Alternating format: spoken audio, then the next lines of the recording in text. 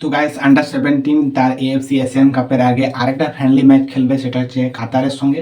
তো এই ফ্রেন্ডলি ম্যাচটা দ্বিতীয় ফ্রেন্ডলি ম্যাচ হবে, কারণ প্রথম ফ্রেন্ডলি ম্যাচটা আমরা 1-1 ড্র করি। তো সেই ফ্রেন্ডলি ম্যাচের ব্যাপারে কথা বলবো একটু, যে কেমন খেলেছে আমাদের ইন্ডিয়ান টিমের ছেলেরা। তো তার আগে 28 তারিখের ম্যাচের কথা একটু বলে নিই। তো 28 তারিখ ম্যাচটা খুব ইম্পর্টেন্ট হবে, কারণ আমাদের যে বেঞ্চের স্ট্রেংথ এবং আমাদের যে প্লেইং 11 তাদেরকে খেলিয়ে দেখে নিতে পারবে ভিভিয়ানো ফার্নান্ডেজ। তো এখন দেখার যে কম্বিনেশন তৈরি করতে পারছে কিনা, এটাই লাস্ট ম্যাচ এএফসি এশিয়ান কাপের আগে।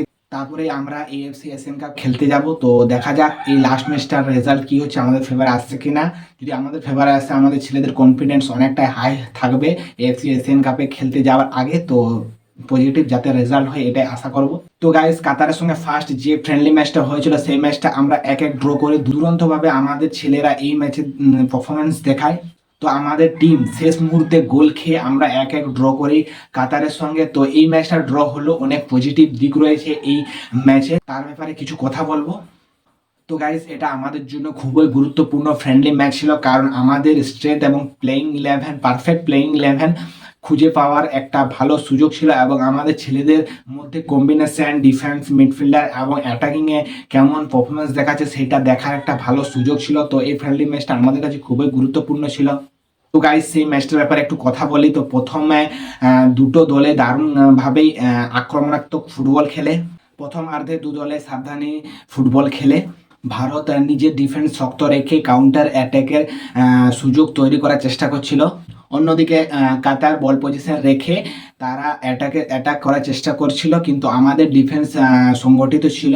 তো প্রথমার্ধে কোনো পক্ষে গোল করতে পারেনি, এবং প্রথমার্ধে হাফ টাইমে স্কোর লাইন থাকে 0-0। তারপরে দ্বিতীয়ার্ধে শুরু থেকে দু দলেই ভালো একটা পজিশন বেস এবং অ্যাটাকিং ফুটবল খেলে, এবং 67 মিনিটের মাথায় ইন্ডিয়ার তরফ থেকে ড্যানি সিং 1-0-তে ইন্ডিয়াকে লিড দিয়ে দেয়। তখন ফুটবল প্রেমীদের মনে একটাই প্রশ্ন, ভারতকে এই লিড ধরে রাখতে পারবে এন্ড অফ 90 মিনিটস, মানে ম্যাচ শেষ হওয়া অবধি। তারপরে ইন্ডিয়ার টিম ডিফেন্স শক্ত রেখে ম্যাচ খেলতে থাকে। ইন্ডিয়ান ফুটবল টিম তখন তাদের আত্মবিশ্বাস নেক্সট লেভেল চলে যায়, এবং তারা তাদের ডিফেন্স শক্ত রেখে ম্যাচটা খেলতে থাকে। তো ফুটবল তো জানোই, শেষ যতক্ষণ না বাঁশি বাজছে ততক্ষণ কোনো ম্যাচ শেষ হয় না। কাতারের তরফ থেকে 87 মিনিটে দারুণ একটা গোল করে সমতায় ফিরে আসে কাতার, এবং স্কোর লাইন দাঁড়ায় 1-1, এবং পুরো ম্যাচ শেষ হওয়ার পর স্কোর লাইন আর পাল্টায়নি, 1-1 স্কোর লাইন শেষ হয়। তো গাইজ, এই ম্যাচটা আমাদের জিতা উচিত ছিল, কারণ আমরা অনেক ডিফেন্সকে শক্ত রেখে ভালোই গেম প্লে দেখেছি।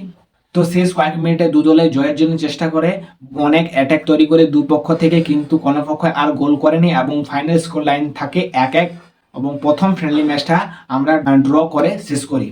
তো গাইস, এই ম্যাচে আমরা অনেকটাই পজিটিভ গেম প্লে দেখিয়েছি, এবং আমাদের ডিফেন্স দারুণভাবে শক্ত ছিল এবং কম্প্যাক্ট ছিল। সেরকমভাবে কোনো ওপেনিং চান্স ক্রিয়েট করতে দেয়নি কাতারকে। এরপর আমাদের মিডফিল্ড থেকেও দারুণভাবে অ্যাটাক তৈরি হচ্ছিল অ্যাটাকিং থার্ডে, কিন্তু আমাদের ফিনিশিংয়ে একটু কাজ করতে হবে, কারণ ফিনিশিং অতটা সাফ হচ্ছিল না।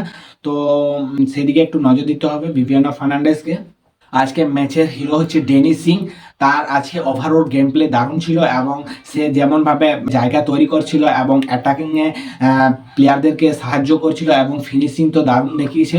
তো আজকের হিরো ডেনি সিং এরকমই উন্নতি করলে একদিন আমরা তাকে সিনিয়র ম্যাচ ন্যাশনাল টিমও তাকে দেখতে পাবো। তো গাইস, এটা গেল প্রথম ফ্রেন্ডলি ম্যাচ, এবং দ্বিতীয় ফ্রেন্ডলি ম্যাচটা আছে 28 তারিখ। তো 28 তারিখের ফ্রেন্ডলি ম্যাচটা আমাদের কাছে খুবই গুরুত্বপূর্ণ। এই 28 তারিখ ফ্রেন্ডলি ম্যাচটা 9:30টার সময় হবে। তো সেই ম্যাচটার রেজাল্ট কি হচ্ছে এখন সেদিকে দেখা। তো গাইস, তোমাদের কি মনে হয় এই 28 তারিখের ম্যাচটা ভারত কি জিততে পারবে? তোমাদের ওপিনিয়ন কমেন্টে জানাবে। তো আজকের ভিডিওটা এইটুকু। ভিডিও যদি ভালো লেগে থাকে ভিডিওটাকে একটা লাইক করো, এবং চ্যানেলে প্রথমবার এসে থাকো তো চ্যানেলকে সাবস্ক্রাইব করতে ভুলবে না। তো ঠিক আছে গাইস, দেখা হচ্ছে নতুন কোনো ভিডিওতে।